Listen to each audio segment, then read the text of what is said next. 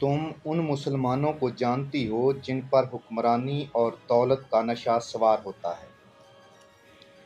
एक और सलीबी ने कहा, तुम्हारा पाला कभी किसी गरीब मुसलमान और सिपाही से नहीं पड़ा। वो मुसलमान दौलत और रुतबे के शदाई होते हैं जिन्हें तुम गुमराह कर लेती हो। जिन मुसलमानों के पास दौलत की बजाय ईमान है, कभी उनके करीब जाकर देखना।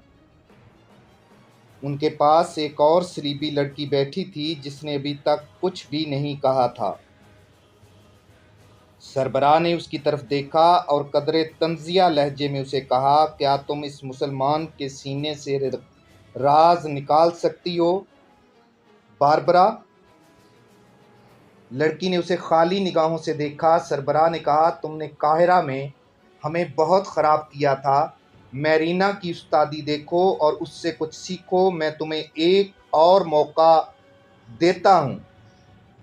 ज़रा मैरीना की अकल पर गौर करो। हम सब इस आदमी को भटका हुआ कोई मुसाफिर और बेकार आदमी समझते थे, लेकिन उसने इसे पहचान लिया कि ये मोटा शिकार हो सकता है।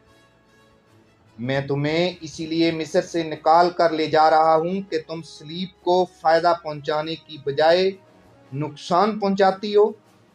तुम्हारा अंजाम बहुत बुरा होगा। एक और सलीबी ने कहा, तुम इस पेशे से महरूम हो सकती हो जिसमें तुम्हें शहजादियों की तरह रखा जाता है।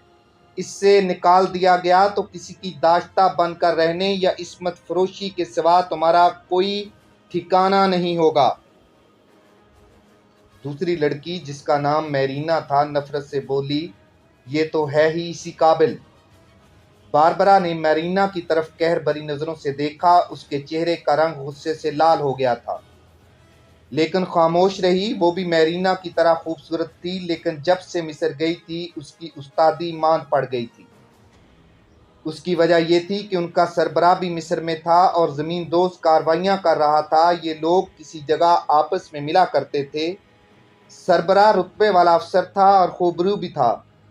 वो बारबरा को पसंद करता था। उसने बारबरा के साथ शादी करने का वादा भी कर रखा था। सरबराह जिस जासूस की सिफारिश कर दे उसे तरक्की और इनाम दिला दिया करता था। बारबरा बहुत खुश थी, मगर मैरीना ने सरबराह पर अपना जादू चला लिया। उस लड़की ने अपनी फनकारी से सरबराह को बारबरा के खिलाफ बदजन कर दिया और उसके साथ मोहब्बत का खेल खेलने लगी। बारबरा बुझ के रह गई। जासूसी और तखरीबकारी से उसकी तबीयत उचाट हो गई। ऐसे मौके भी आए कि वो शक में पड़ी कि कहीं पकड़ी ही न जाए, लेकिन बच गई। उसे सुल्तान अयूबी की फ़ौज के किसी बड़े अहम हाकिम के साथ लगाया गया था, लेकिन वो मतलूबा काम न कर सकी। सरबराह को मालूम हो गया उसके दिल में मैरीना के खिलाफ रकाबत पैदा हो गई है। उसने बेहतर समझा कि पूरे ग्रोह को वापस ले लिया जाए और उसकी जगह नया ग्रोह भेज दिया जाए। हकीकत भी यही थी कि बारबरा मैरीना से जलने लगी थी। सरबराह उसका दुश्मन बन गया था। मैरीना उसके साथ तंज और नफरत से बात करती थी। उसे अपना अंजाम नजर आ रहा था। अब मैरीना ने उसे कहा कि ये तो है ही इसी काबिल, तो उसके अंदर इंतकाम की आग और ज्यादा भड़क उठी।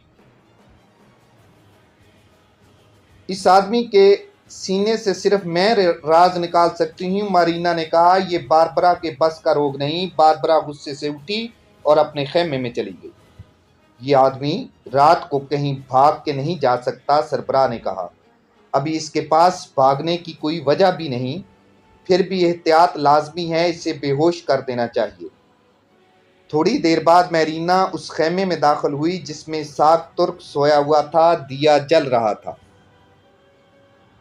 मैरीना के हाथ में एक रुमाल था जो बेहोश करने वाली दवाई में भीगा हुआ था। वो दबे पांव इसहाक के पास गई और बैठ गई। उसने रुमाल इसहाक की नाक पर रख दिया। कुछ देर बाद रुमाल हटाया और बाहर निकल गई। अपने साथियों के पास जाकर कहने लगी, कल सूरज निकलने के बाद ये होश में आएगा। इत्मीनान से सो जाओ, सरबराह ने कहा। कल हम सुल्तान अयूबी के इस जासूस को उसकी ख्वाहिश के मुताबिक घोड़ा ज़रूर देंगे, लेकिन वो इस घोड़े पर काहिरा नहीं बैरूत जाएगा। ये हमारा हमसफ़र होगा। सुल्तान अयूबी के एक जासूस को पकड़ लेना उनके लिए बहुत बड़ी कामयाबी थी। वो शराब पीने और खुशियां मनाने लगे।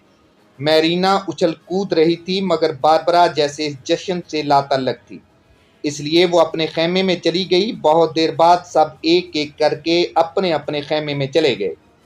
बारबरा भी जा चुकी थी। उस टोले का सरबराह मैरीना को अपने साथ वहां से दूर ले गया। बारबरा खेमे में तनहा लेटी उदासियों और नाकामियों में उलझी हुई थी। उसके दिल में इंतकाम की आग सुलगने लगी। बाहर के जश्न, शराब नोशी का शोर इस आग को भड़का रहा था। जब शोर खत्म हुआ तो वो और ज्यादा बेचैन हो गई। उसने खेमे का पर्दा हटाकर देखा। उसे अपना सरबराह मैरीना टीले की तरफ जाते नजर आए।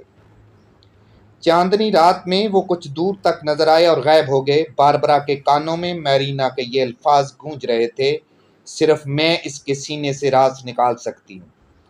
बारबरा के दिमाग में ये सोच आई कि वो मैरीना को नाकाम कर सकती है। इसका ये तरीका हो सकता है कि वो इसहाक तुर्क को बता दे कि हम सब सलीबी जासूस हैं, ताकि वो अपना असल रूप छुपा ले।